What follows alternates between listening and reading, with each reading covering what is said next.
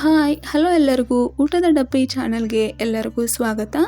ಇವತ್ತು ನಾನು ಭಾಳ ರುಚಿಯಾಗಿ ಭಾಳ ಸರಳವಾಗಿ ಮನೆಯಲ್ಲಿನ ಆ್ಯಪಲ್ ಮಿಲ್ಕ್ ಶೇಕನ್ನು ಹೆಂಗೆ ಮಾಡ್ಕೋಬಹುದು ಅಂತ ತೋರಿಸಿದ್ದೀನಿ. ಇದನ್ನು ಮಾಡೋದಕ್ಕೆ ನಾ ಇಲ್ಲೇ ಕೆಲವು ಆ್ಯಪಲನ್ನು ತೊಗೊಂಡಿದ್ದೀನಿ.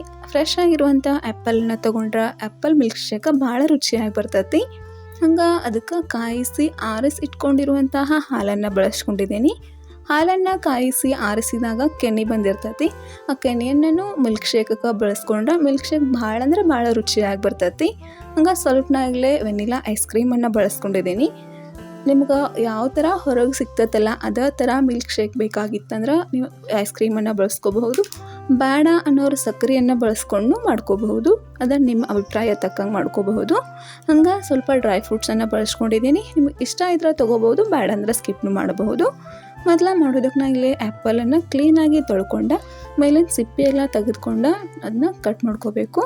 ಆ್ಯಪಲನ್ನು ಯಾವಾಗೂ ಕಟ್ ಮಾಡಿದಾಗ ಭಾಳ ಹೊತ್ತನ ಇಡಬಾರ್ದು, ಕಪ್ ಆಗ್ತದೆ. ಹಂಗೆ ಜ್ಯೂಸ್ನು ಭಾಳ ಹೊತ್ತು ಮಾಡಿ ಬಿಡಬಾರ್ದು. ನಾವು ಆಗ ಮಾಡಿಕೊಂಡು ಆಗ ಕುಡಿಯುವಾಗನೇ ಮಾಡಿಕೊಂಡ್ರೆ ಜ್ಯೂಸ ಭಾಳ ರುಚಿಯಾಗಿ ಇರ್ತೈತಿ. ಅದೇ ಥರ ಕಪ್ಪೂ ಆಗೋದಿಲ್ಲ. ನಿಮಗೆ ಯಾವ ಶೇಪ್ ಒಳಗೆ ಬೇಕು ಅದನ್ನು ನೋಡ್ಕೊಂಡು ಅದೇ ಥರ ಆ್ಯಪಲನ್ನು ಕಟ್ ಮಾಡ್ಕೋಬೇಕು.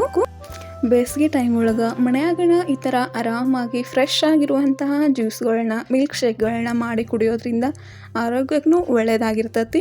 ಹಂಗೆ ನಾವೇ ಮಾಡ್ಕೊಳ್ಳೋದ್ರಿಂದ ಹೌದು ಭಾಳ ಚಲೋ ಆಗೈತಲ್ಲ ಅಂತ ಸ್ಯಾಟಿಸ್ಫ್ಯಾಕ್ಷನ್ನು ಇರ್ತೈತಿ.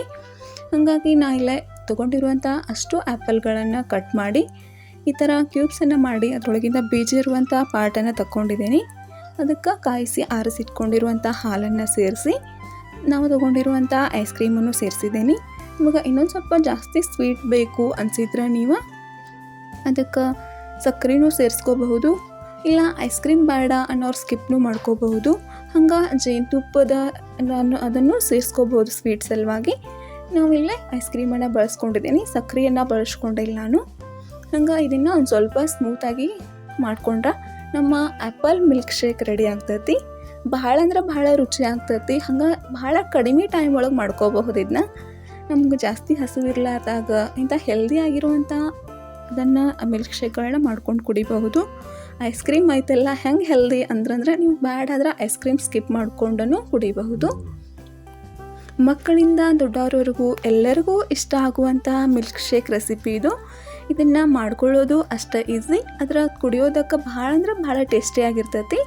ಇನ್ನೊಂದು ಏನಂದ್ರೆ ನಾವು ಮಾಡೋವಾಗ ಹಾಲು ಮತ್ತು ನಾವೇನು ಆ್ಯಪಲ್ ತೊಗೊಂಡೇವಿ ಅದನ್ನು ಫ್ರಿಜ್ ಒಳಗಿಟ್ಟು ತಂಪು ಮಾಡ್ಕೊಂಡು ಮಿಲ್ಕ್ ಶೇಕ್ ಮಾಡ್ಕೋಬೇಕು. ಅವಾಗ ಮಿಲ್ಕ್ ಶೇಕ್ ಭಾಳ ರುಚಿಯಾಗಿ ಬರ್ತೈತಿ.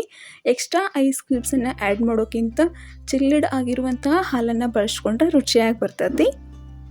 ಹಂಗೆ ಈ ರೆಸಿಪಿ ನಿಮಗೆ ಇಷ್ಟ ಆಗಿತ್ತಂದ ಖಂಡಿತ ಒಂದ್ಸತಿ ಟ್ರೈ ಮಾಡಿ ಕಮೆಂಟ್ ಸೆಕ್ಷನ್ ಒಳಗೆ ಹೆಂಗಾಗೈತೆ ಅನ್ನೋದು ತಿಳಿಸ್ರಿ.